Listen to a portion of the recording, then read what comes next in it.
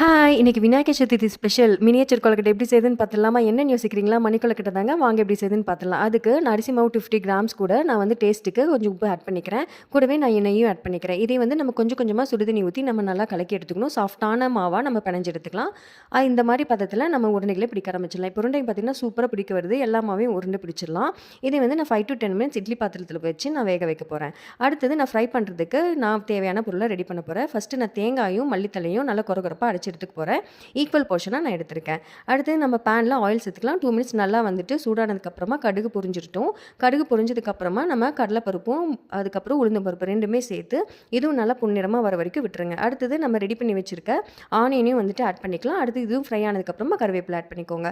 காரத்துக்கு மிளகாத்தூள் ஆட் பண்ணிக்கோங்க. அடுத்து நம்ம ரெடி பண்ணி வச்சு உருண்டையில் ஆட் பண்ணிக்கலாம்.